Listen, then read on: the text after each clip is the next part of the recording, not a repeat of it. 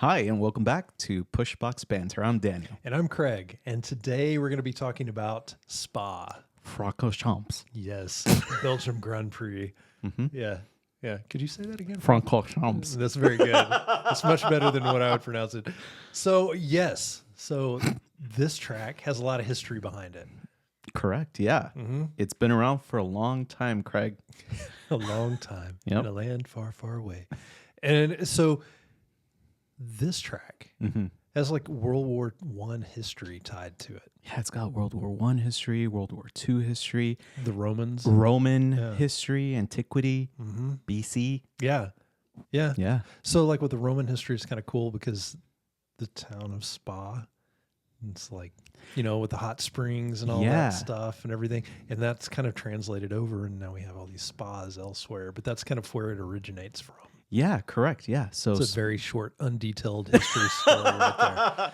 yeah, so you're right. Though, like apparently the water at Spa was known to have these healing properties, right? So the Romans would come and, you know, like Achilles, right? And he would fix his ankles and stuff like that. And he would go and look to the water and they would find healing properties in the water. Yeah, nice. Yeah. So, adding a little bit of fiction with some facts there, but Yes. I was going to say that's.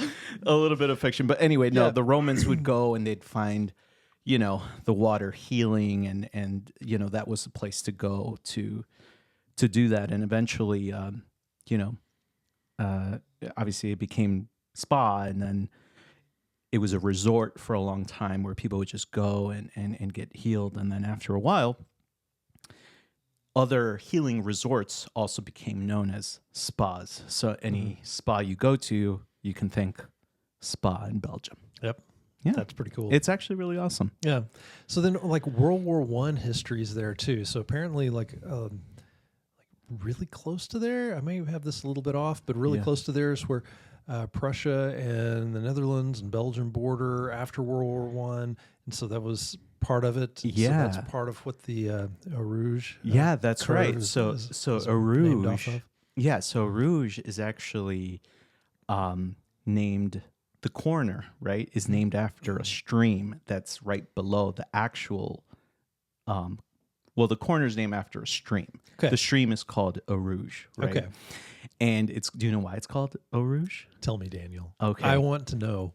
I'm an inquiring mind. All right, cool. So it's called Eau Rouge because of the riverbed and the rocks. They actually have like a red color. Eau Rouge meaning reddish water, Nice. right? So, and it, do you know why it's red? Usually, red rocks have to do with iron content. Yeah. Yeah. Yeah, so they're basically, it's rusty water. Nice. Iron oxide deposits and things like that, and actually was big on some of their like steel manufacturing and stuff as well, which all makes sense, right? But anyway, Eau Rouge was at one point actually, I believe, the border between the Netherlands and Prussia in those days, and then eventually, obviously, things change and states changed and things like that. So Racetracks were built.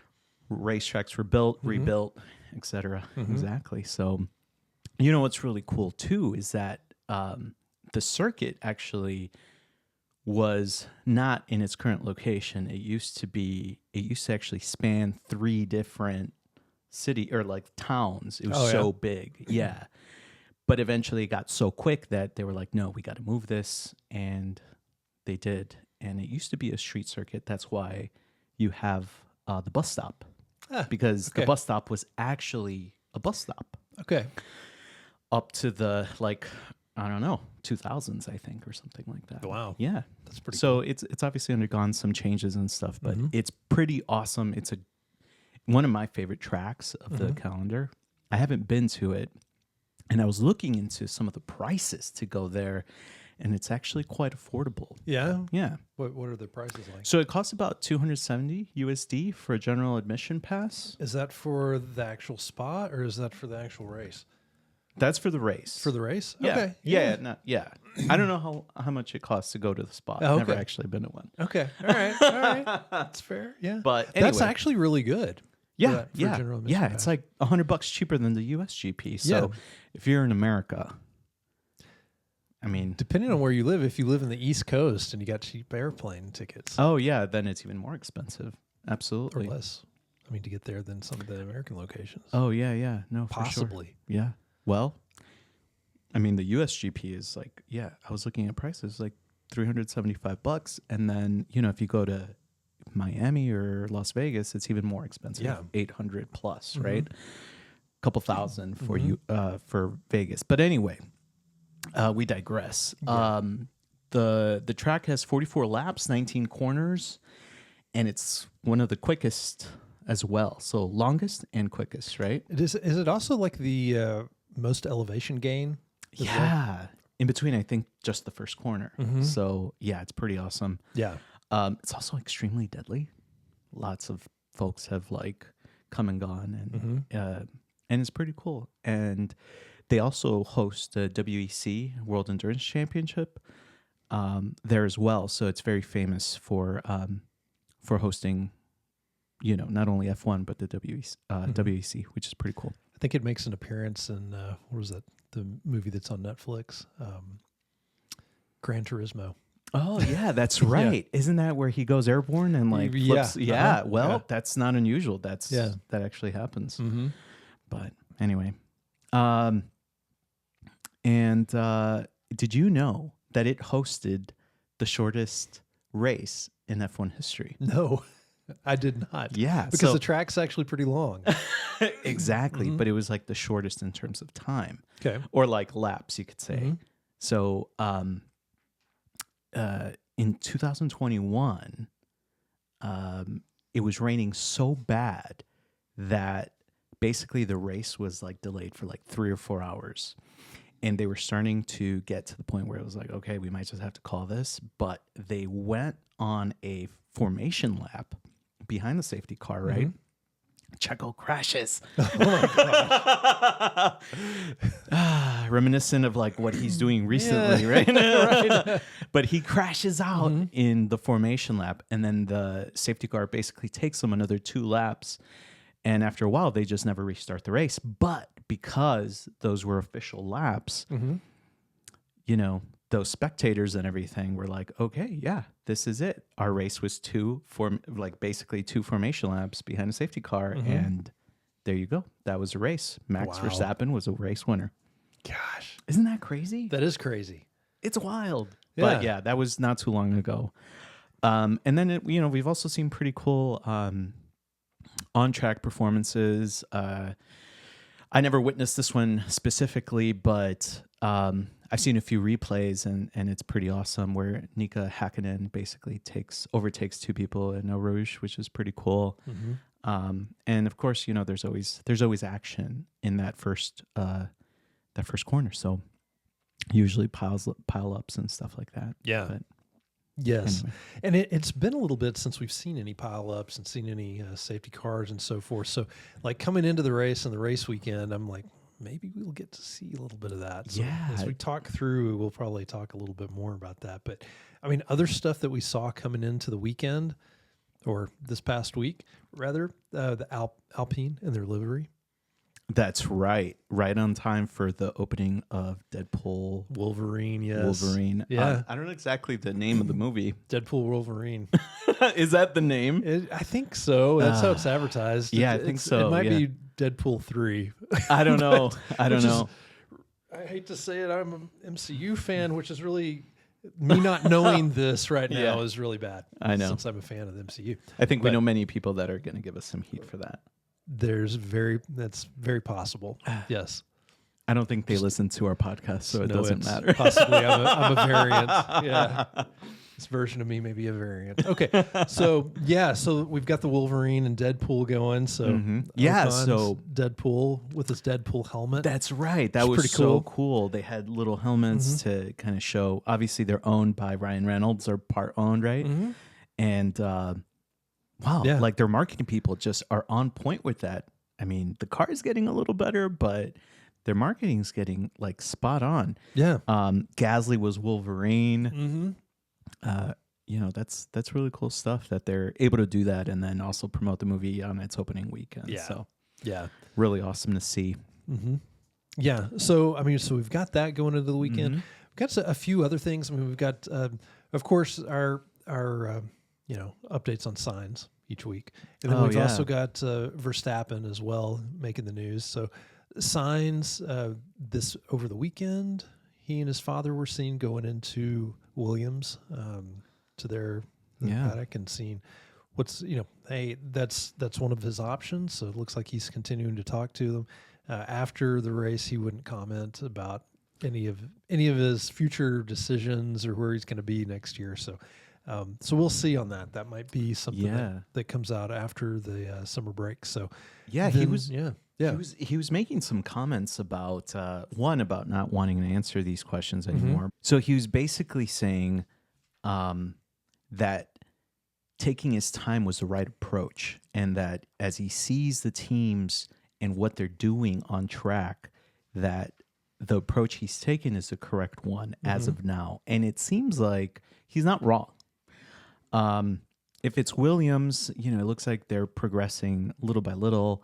And I mean, to be fair, there aren't many options open, but you can see that there's maybe some struggles with Audi that you could imagine would give somebody a second thought of should I go there when they just sacked their the head guy there, right? Yeah.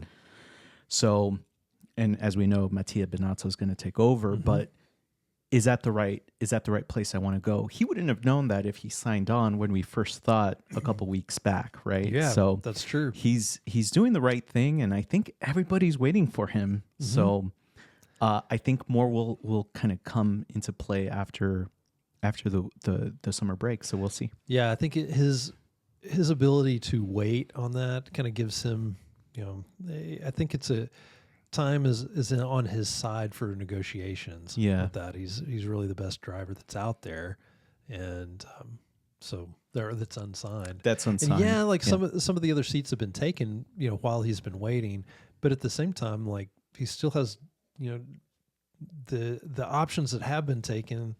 It's not like these were these amazing options, these once in a lifetime options, right for him. So, I think he's still in a good position with that. So some of the other things that are out there around him, obviously Williams, I don't really see that happening. We still got Kimi hanging out over there. That's right. Unless Verstappen decides to leave Red Bull and go to Mercedes, and that's not going to happen. I don't think so. I would be really shocked. I think the only Verstappen that would be his dad. But they'd have to sign him though and pay him. But so we've got signs, and then so Max Verstappen. So last weekend, the last race in Hungary, that he was on the radio and very emotional, way more so than what he normally is, and which is cool. It's great to listen to. It's way more entertaining when he does that. But it came out afterward with Helmut talking about Verstappen staying up too late, being on the sim. Right. So maybe he was on the sim for Spa because he loves Spa. And so he was practicing for that leading up to. But he didn't want him to be on that. Verstappen kind of had some fun comments going back about that. I don't think that's really in his contract on what he does the night before. But how was he gonna come out for this race? He does take a new power unit, and so that's 4 being his limit. He goes into the 5th one, so he's going into this race knowing that he's going to have a 10 grid place penalty. Oh, that's right. Yeah. So his objective is to try to do as great as he can in quali. Yeah. And so they're in practice, they're testing to see which setup works best. In practice, they're having rain, they have sun, so they have some different conditions there that are probably going to be different than what was expected to be on Sunday. So, so he's got those kind of things going on, and but everything, fairly normal in Red Bull world. You've got Verstappen, with the car that is basically caught now by McLaren, and then you also have the saga around Perez. Right. And so going into the weekend, I'm pulling for Perez, hoping that he's going to do really well. Yeah, I think I was thinking the same thing. Mm-hmm. And kind of to your point about Verstappen, I think going into the weekend and with all the changes in the practice sessions, there was lots of debate on like the type of balance or aero balance to take to the track. Right, you had people with low downforce setups and some people with high downforce setups, and it was kind of like take your pick and see how it goes. And for some, like you mentioned, Sergio Perez, it worked well, right? He had a high downforce setup during the rain. He could stick the car to the ground, etc. But then come the race, and those with the high downforce were basically struggling with straight line speed and the extra drag and stuff like that. So, that was super. Red Bull had like an interesting wing that they were trying out in practice, where one that was just straight across the top, and then another one where it was kind of had some cut ins, so it was much smaller. Right, exactly. So they were testing both of those out and ended up going with the bigger one. Right, for quality, and that's kind of it, right? Yeah. So, and those that took the small or like low downforce basically were obviously quicker. You had the McLarens and the Mercedes, but anyway, even the Ferraris. So so I mean, so we get to qualifying. So there's nothing. I mean, practice 3 has a little bit like there's one Stroll hits the wall, messes his front wheel up, and basically has a red car or red flag, whatever. I like the way you always put the car and the flag together. Yes, I know. So, but basically stops practice. There's also rain going on in the third session, so nobody really gets out. Yeah, nobody really gets out. Yeah, and so that's fine. So it's basically that's pretty much it. Some people do some practice starts at the end and wet conditions, but so we go into quali. And there's a threat of rain. And when you're looking on the radar is showing some rain in some areas, and then other areas no rain. But in those areas where it's showing no rain, they're actually getting rain. And the way that the racetrack is filled out, some areas are getting heavier rain than others, more, so and you can hear on the team radio, like McLaren's thinking, we've got 8 minutes and then it's going to rain. So we got to get in our lap. So everybody's trying to get into their flying lap. So the whole time in qualifying, everybody's like pushing it every single lap. And it's not always that way. But then they're also, the track is drying a little bit as it's going. So each lap that everybody's taking, the times are dropping and dropping and dropping. Yeah. So it's pretty interesting watching them go after it. Like everybody's going after it. It was really interesting. What's more interesting was that the radars don't work. Yeah. They were talking, I mean, even, the pundits were talking about, they need to send somebody like 10 minutes out, right? a quarter mile out to see like, okay, is there actually rain? Because, I don't know, there's some sort of interference with the radars that they just literally weren't working. Right. Yeah. So yeah. Interesting. Yeah. So it's pretty cool. But, in that, Verstappen just continues like just about every lap, he's getting a better time. And he's pretty far out in front of everybody else. And, end of the day, end of qualifying, he's in first place. But you've got some competition right behind him. And it was a little bit of a surprise because everybody's saying, from all the stats, McLaren's the fastest car. And there's some that may argue that Red Bull's a little bit faster, but McLaren doesn't get in that, the top 3 spots or the top couple of spots right behind him. So surprisingly, Ferrari, Leclerc, out of nowhere, last lap. Out of nowhere. Yeah. Last lap. Q3. Yeah. That's right. Perez looked like he had it. And Leclerc out of nowhere pulls like some magic and gets basically the fastest lap of Q3. Yeah, but it was like just hundredths of a second. Yeah, Perez was just right behind Leclerc. Now, of course, Verstappen had the fastest, and then behind Perez, then you had Hamilton. So, this, like right off the bat, you're like, okay, all right, good deal. I mean, this is good. I'm thinking, hey, Perez is doing really good. He's coming in and having a good weekend to start with, to get that going. And then, of course, because of the 10th-place penalty, Verstappen's going to start in 11th. So you've got, and on this track, first place isn't necessarily the best place to start. Right. Yeah. So second place a lot of times is better. So get into the race. Race starts, and Perez right off the line is slow. Yeah. Hamilton's actually extremely fast. Yes. And Leclerc is pretty decent. So Hamilton overtakes Perez right at the first corner. Leclerc kind of takes off a little bit and then kind of gets a good second on Hamilton, where everybody else was basically in a DRS train for a while. Norris, right off the line, lost like 3 places. Verstappen went up like 3 places. Yeah, like Norris always, like his starts are not good. They're not. Yeah, they're not. And then when he reacts, or should I say overreacts, it goes really bad for him. Yeah. I feel like if this was, or if he were, or Hamilton were in his position, he would have just taken like the long way and just have like booked it and maybe taken a place and given it back or something. Yeah. But Norris just got out of sync. Everybody just, you see the cars like going past him and he'd been like, oh, what do I do? I can't find an opening. Yeah. You know, it was quite sad to see for him. But also kind of not surprising because it seems like every race he's losing out right at the start. And he's, you know, when he lost the race with Piastri, he said, I lost it right off the line. You know, I lost it at the start of the race. And though he wasn't in a position to win, he definitely was in a position to probably podium or catch. And, you know, being where he started -3 places, it was basically game over for him. Yeah. Yeah. He ended up finishing 5th, technically, 6th in reality. Or should I say, technically he was we'll get to 6th. that. Yeah, we'll get to that. Yeah.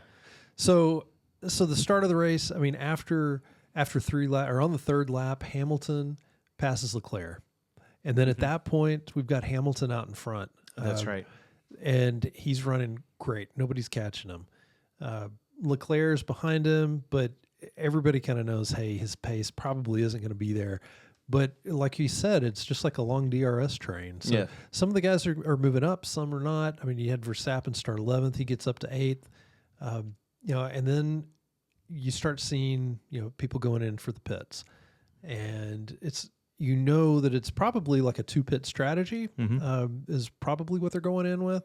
And that's, you know, when they start pitting around lap 11, lap 10, you know, Verstappen's trying to undercut, and so he's going in early. Russell goes in early, and they have good pits. They come back out, and then they slowly start working their way back up, and then everybody starts going through it. And so, you know, it's a 2-pit or 2-stop strategy at that point. Right. So they go, Hamilton, you know, is looking good, staying out in front. And then later on in the race, you know, comes the second pit stop. So Hamilton, he does his thing, and he's been running out in front this whole time. And then you've got everybody else going into the pits, coming out. Russell says, "Hey, let me stay out here. I don't want to go by. You know, I don't want to go in. Let's think about it." That's not a direct quote, but but he's wanting to stay out. Yeah. And they let him because they look at it and they're like, well, if he goes in and pits right now, the best he's going to do is 5th, if that. So why not roll the dice? He'll have Hamilton right in front of, or, you know, in second place. He'll be in first. If his tires go bad, they go bad, and maybe he still makes podium. But if we do call him in, he's definitely not going to make podium. Right. So why not? So they leave him out, and he just keeps going. Yeah. And nobody's really catching him. And then, like, all the stats, they're like, well, Hamilton, it's going to be close, but he should, you know, within, you know, somewhere around lap 40, 41, you know, he should be right there to where he can start trying to overtake him. And that's about what happened, somewhere around there. But while that's going on, Piastri's closing in too, and he's got the third place right behind Hamilton. And so for the last few laps, all the way to the very finish, Hamilton's trying to pass Russell, and he can't do it. And then what's also going on is Piastri is right up on Russell by the last couple of laps, and he can't pass. He's on the back of Hamilton, and he can't pass Hamilton. Yeah, but they're all right there, right there. Like it was almost like because of Hamilton and Russell going back and forth and not being able to pass, it was giving Oscar that window, right, and an opportunity there. But if something had gone wrong, they would have both lost, and then Oscar would have been right there. But you've got, behind him, you had Leclerc, and then you had Verstappen. So that's right. So some of their strategies were working with Verstappen, which is great, being that close. But it was pretty amazing watching Russell go out there, coming in after making his lap, and he's been called the tire whisperer. He was called the tires because the tire whisperer because his pit was on lap 10, I think. Yeah. So 34 laps later on hard tires, but they just kept going. Yeah, no, he raced a really awesome race. Watching over his tires, I think that was. You don't sound very excited about that. I wasn't. I can't say I wasn't like super impressed by it.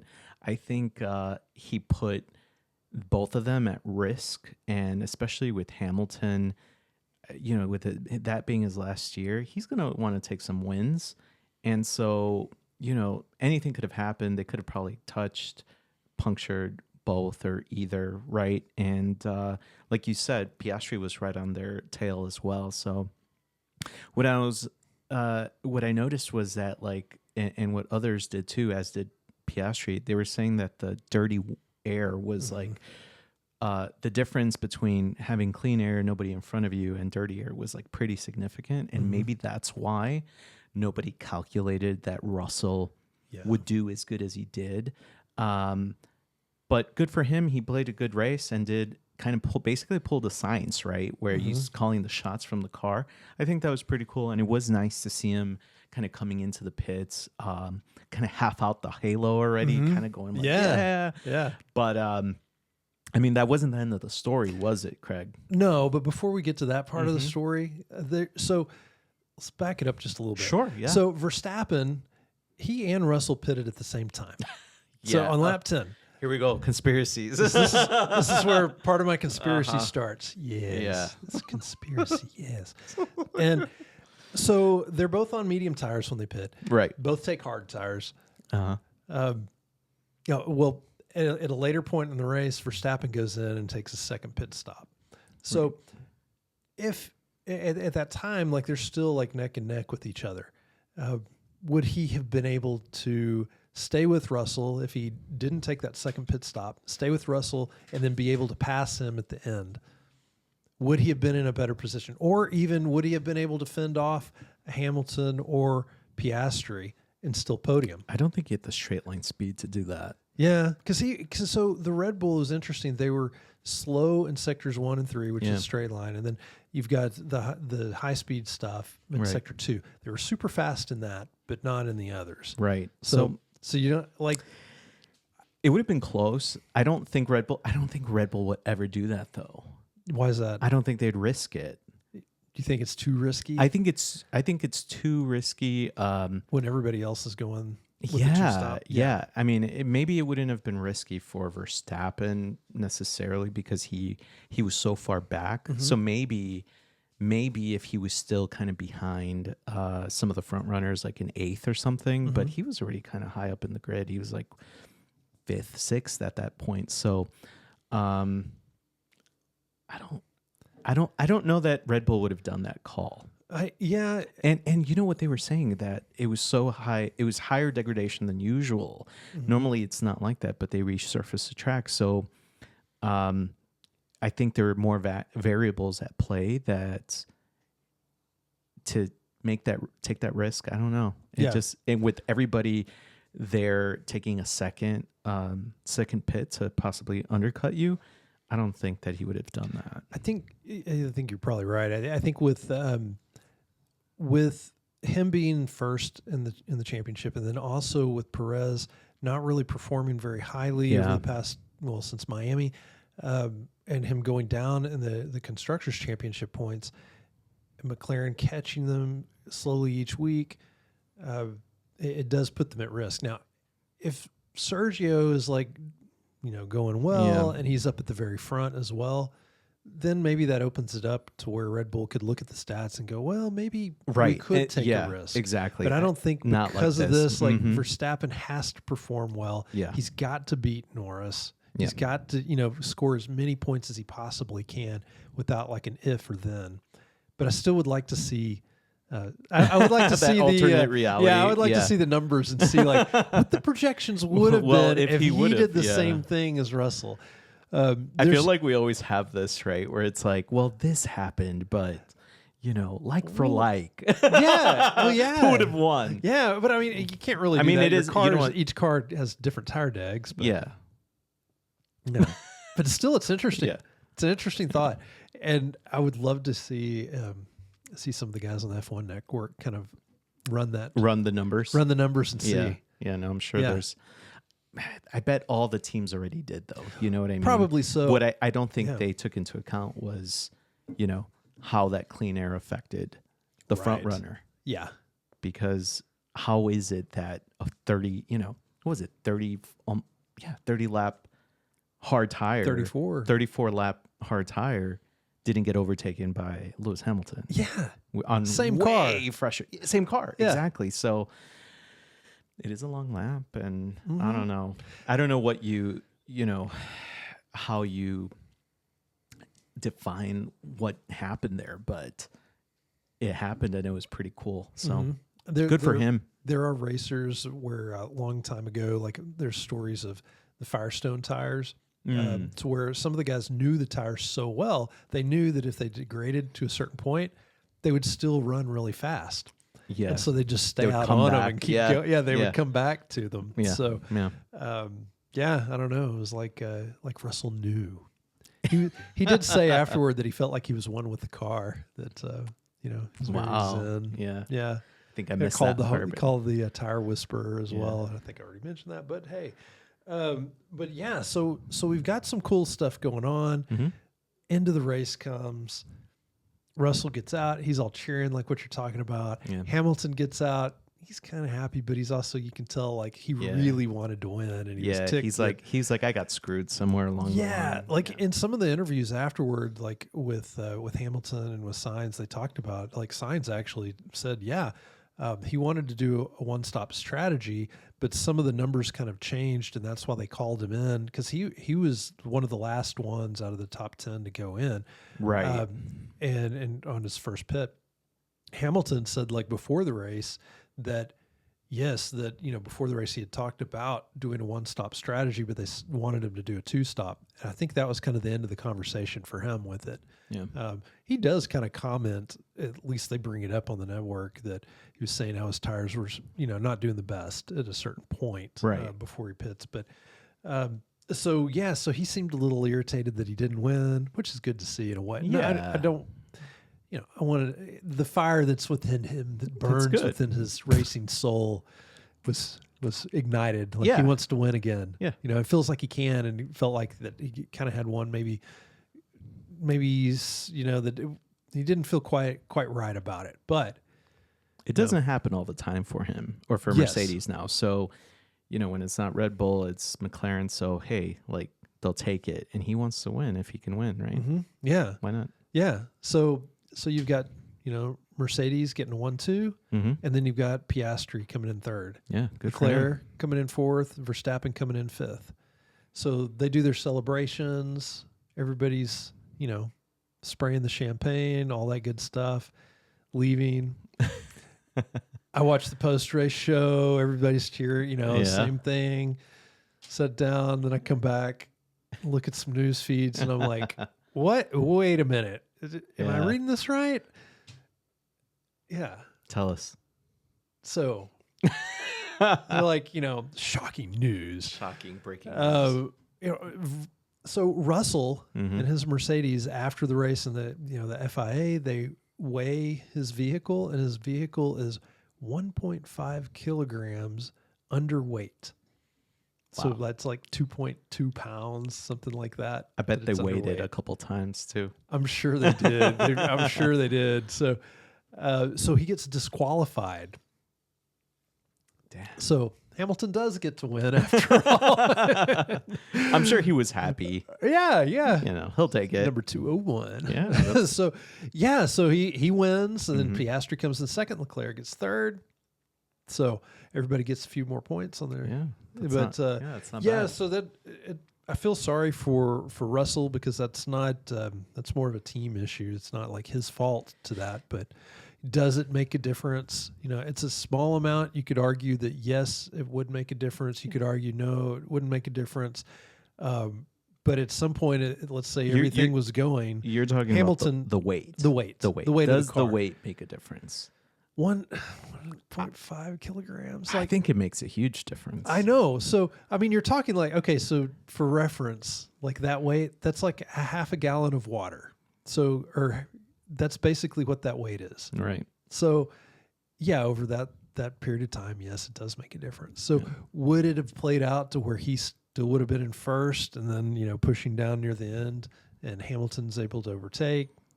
Probably. Yeah. At some point. So, I feel sorry for the guy, though. I don't. I know. But you're not a big Russell fan. I'm not a big Russell fan. I think he's a little whiny, but good for Hamilton to take it.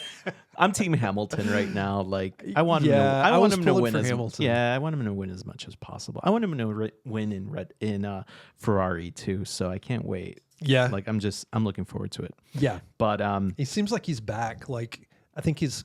Like, all it took was Silverstone. Right. Actually, the week before, him getting on the podium, I think helps. But then, like, actually winning in Silverstone, I think it's like brought him back confidence-wise. Confidence-wise, yeah. Mm-hmm. His demeanor's very like, oh, yeah, like he's more optimistic now. So it's good to see. Yeah. And like you said, when he's not optimistic, he's kind of like, oh, man, shucks, right? Mm-hmm. So that's good. Yeah. Red Bull hasn't won since was it Spain? Spain. So 4 races now. Yeah, crazy. Man. I think it's the end of an era. It was a good race for Verstappen, all things considered. Right, his penalty, all that good stuff. But I don't know that he's really competing for P1 anymore. I think it's like scraps. Like, he's competing for taking P1 if McLaren doesn't do well, or doesn't bring a good package, or doesn't balance the car well, or doesn't mess up in the first lap, or in the first, Norris taking off, or Piastri taking off, or Piastri going into the gravel. Yeah. I don't know. I think they're just so much faster, and they look confident. That car the McLaren car, I think, is faster overall. Some of the numbers, like some of the statisticians are saying, they're still arguing that Red Bull may still be the faster car.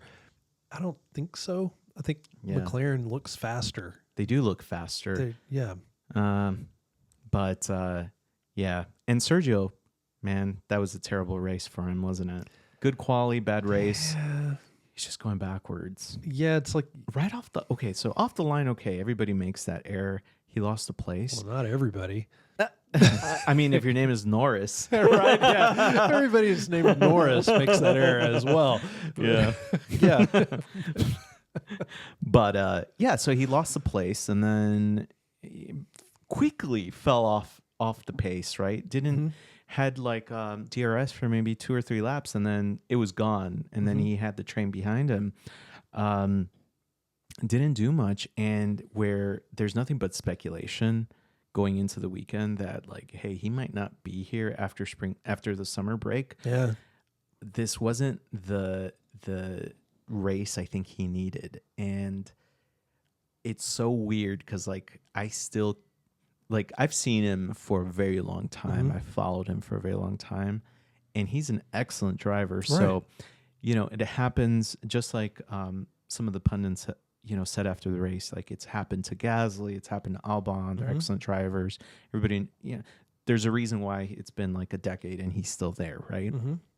But man, this wasn't the race for him. And even what was it? Helmut mentioned something about basically after the second stint, he completely fell apart, and he sure did. Like the McLarens went through him, his teammate went through him, and eventually Sainz went through him at kind of close to the end of the race. Sorry, but yeah, I don't know. What do you think? Is he coming back to Zandvoort, or is he getting ousted?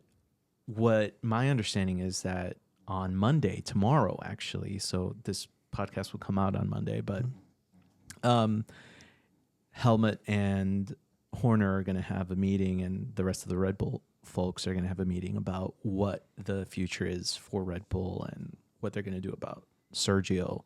Apparently Ricciardo and Lawson are going to have a test at Imola. It's a filming day / test where they're going to battle it out head to head. So they'll be able to see how they do in that car relative to, how Perez is currently doing. And obviously weighing the last 8 races where he's basically failed consistently. Yeah. So what do you think? Is he coming back, or was this his last race with Red Bull? Man, it's a tough question to answer.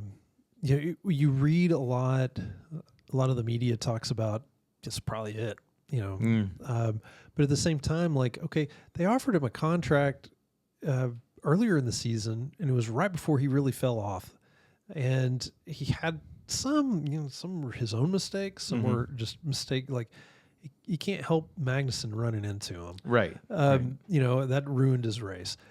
He wasn't in a good position to start from there, though. So there's a lot of little things, like it's like if he does something right, then something bad kind of counteracts that. Right. He had a good quali, on Saturday. Sunday doesn't have that great of a race. He just kind of falls back. He's still like, he's kind of the worst car out of the top cars. Right. Exactly. Yeah. No, you're right. But Verstappen's able to get. I mean, obviously, like, he's Max Verstappen. So like you're being compared against the greatest of all time, or one of the greatest our time at least. Yeah, right? At least, yeah, right now. Yeah, I mean you're basically like comparing him against one of the greatest of all times. Yeah. So that's a hard thing to shoulder. He does have a lot of the race experience. Like so if they don't bring him back after the race, like who are you going to use to replace him? To me, like you would have to pull in Ricciardo. So Ricciardo, like, he would be kind of the option for Red Bull if Perez, like if you're going to take Perez out of that seat for the rest of the year, put Ricciardo in. Right. Seems like that would be the option. I mean, I guess you could go Tsunoda. To me, Tsunoda, he doesn't seem like he's really, I mean, he's good, but it doesn't seem like he would do any better than Perez. To me, that would be kind of a foolish move. When you're trying to fight for the Constructors' Championship, like you would want somebody that has skins on the wall. That's Ricciardo. Is he driving well enough? Like, it's like, okay, some of the races he's doing better than Tsunoda, some of them he's not. Yeah, his car's not the greatest. So, I mean, how does all that play in? Then you've got, like what you're saying, they're going to test out with Lawson and Ricciardo. Maybe they are going to make that move if they're testing Ricciardo out and Lawson. Put Lawson into Ricciardo's seat, move Ricciardo into Perez's seat. Right, exactly. The numbers, like the qualifying numbers with Perez, they're similar right now. They are Ruth Bucks. I'm talking about this. Like they're similar to what Albon and Gasly's were when they got replaced. Makes sense. Yeah. So he's not having the best time right now. Yeah, and it seems like he ought to be doing better than what he is. Does that mean that he's winning races? Maybe, maybe not. But it means that he's a little bit more competitive than what it is. Right. So, the other thing is, like, you've got Helmut talking like he's ready to let him go. Oh yeah, I think Helmut's beyond. Then you also have Christian kind of saying things where he's. Doesn't seem like he's ready to let him go, but then like his nonverbals seem like he's kind of uncomfortable answering the question. Does like him. Who's really in charge there? Like, is it a decision? Because in the past it was like Christian Horner's in charge. So I mean, you ask me like what I would do. if I think that Ricciardo can drive that car better, then I would change him. And so what would you do? I would see how Ricciardo drives that car. Oh, okay. So you'd wait. You'd wait. I would see. You'd wait for the test. Yeah, I would wait for the test and then kind of see. Perez does a lot of good things outside. He's, as far as marketing, he brings in a lot of marketing money for them. Right. They wouldn't have that if they got rid of him. And this is right before Mexico, too. It's right before Mexico. I don't think I really would wait a little bit longer. You wait till after Mexico. Yeah, I would wait and see if he does a little bit better. But to me, it's like, okay, when they gave him the contract, they knew that he's up and down a little bit with Red Bull. Like, did they give him the contract thinking he was going to continue this upward performance trend the whole time? Yeah, I don't know. To me, the options that you have don't really improve your situation by getting rid of him. So why get rid of him? Right. I would give him a little bit more time. Unless Ricciardo is just blowing the water out of this car. I don't find a future where he's dialed in the car. Like I don't Perez, see it. Yeah. That's the only problem, that he needs a new car. And once he's in a new car and he's able to dial it in, getting a balance that's comfortable for him. But it seems like he's in a car where he can't dial in the aero, he can't dial in the tires, or to compensate for the aero, maybe overworking the tires and then losing the tires really early on. Yeah. I feel that's what's happening with him.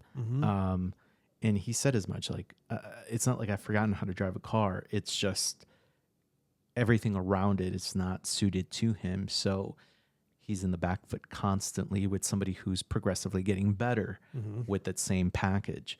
So you see it kind of bump up a little bit when there's a change, right? When there's an upgrade, or let's just say an update, because I don't know that this last update was an upgrade, right? Yeah. Was it? But we'll see. You're right. I wouldn't dump him mid-season. I think that's harsh. Yeah. I know they're known for being harsh, so it's a reality. It could happen. But, I think there's positives in both things. If they dump him in the summer break, even tomorrow maybe, right? We might see some news breaking, Checo out. I think it would be a positive for him because he could maybe secure a drive somewhere else, like in Audi, right? Where he's started his career. Or somewhere else. And if he doesn't, does he come back next year? Right. I doubt it. Yeah. I doubt it for Red Bull. So we'll see. It's almost like it might be a blessing if they just oust him. It could be. I don't know. Get another contract somewhere else. I don't know. I mean, even though he'll be out for half the season, he could possibly secure a drive for next year. I think there's a good chance for him securing a drive just because, one, he's still driving well. It's just not as well as it needs to be. Yeah. Two, he brings a lot of marketing money. Yeah. So, companies need money, especially the ones that are lower on the grid. Yeah. So, it's not a bad thing for him to be. Maybe he's doing it on purpose. Okay, conspiracy theory corner. Yes, right. Yes. Conspiracy theory corner with Daniel and Craig. Yes. Checo is driving bad because he wants all the cameras on him. Yes, and he has a deal under the table with Hamilton and Ferrari to help them. Maybe? I don't know. Okay. I don't know where this conspiracy theory goes. All right, that went south quickly. Yeah, there goes our conspiracy theory podcast ideas right out the window. You never know. Maybe he needs the attention. Hey, the more you're on the more you're in the news, the more people are going to look at your picture. Oh, there are all of our logos are on you. No news is bad news. Exactly. Some people think. Right. Verstappen, come on. For the better part of a year, he was absent. Like, who's making money off that guy? Nobody. Yeah. They're not showing him on TV. Perez, keep doing what you're doing. Could be. Yeah, could be. Anyway. So we'll see how that goes. And next week, or should I say, next week there won't be anything because we'll be in summer break. Summer break until August 25th. In a couple weeks' time, 3 weeks' time, we'll be in Dutch. 4 weeks' time, we'll be in the Netherlands, in Zandvoort, which is a short lap and a quick lap. So yes. A lot of high speed. Lots of high speed, lots of danger all over the place. So that'll be a good one. Yeah. And we'll see. Maybe we come up with something in between to give our fellow listeners. We might do that. Yes. So we might not take 4 weeks to talk to you again, but in the event we take 4 weeks, regardless of the time that it is between here and the next time that you see us, we wish you the best summer break that you've ever had in your life. And in the meantime, and a quick return to Push Box Banter. Exactly. Yeah. And in the meantime, like, follow, subscribe on your preferred platform. Mm-hmm. And before we go though, your predictions for Zandvoort. Ooh, let's see. Verstappen. Yeah. He's going to win all 3 places. Okay. No, he's going to win. He's going to win. He's going to come in first. And then we've got, I think Norris is going to be coming back. He did not look that, for Norris, he didn't look good this week. And I think we're going to see Mercedes. I think Hamilton's going to be right up there too. Okay. So Verstappen, Norris, Hamilton. Yeah, I'm going to say Verstappen, Hamilton, Norris. Okay. That's the order that I'm going to go in. So Verstappen first, Hamilton second, Norris third. I'm going to go Verstappen, Norris, Piastri. Yeah, Piastri's been looking good. He looks really fast. He looks better than Norris. Just saying. He really does. Yeah. In quality, yeah. Norris looks desperate. Yeah, Norris did not look very good this weekend. Up until then, he's been looking pretty good. It's his attitude. It may be. Yeah, Piastri does have a different attitude. Yeah, like towards Piastri's got. Yeah. He's geared differently. He's very calm. He's like, I'm going to work for this. I'm going to get it. Mm-hmm. And the other guy's like, I didn't get it. Wow. Like very. He's a little bit more emotional. More emotional for sure. Did you see him in the cool down room the last time where he after Hungary? Uh-huh. I saw a little bit. But I was a little irritated. He threw the hat. He was, yeah, he's so upset. Wouldn't wear the second place hat. Yeah. I know. Anyway, these guys, they get so geared up and everything throughout the race. They're so competitive, but usually, like, once they calm down, once they see all the results, then they're able to think clearly. But yeah. All right, cool. Well, thanks, Craig. Daniel, thank you. We'll see you guys. See you later.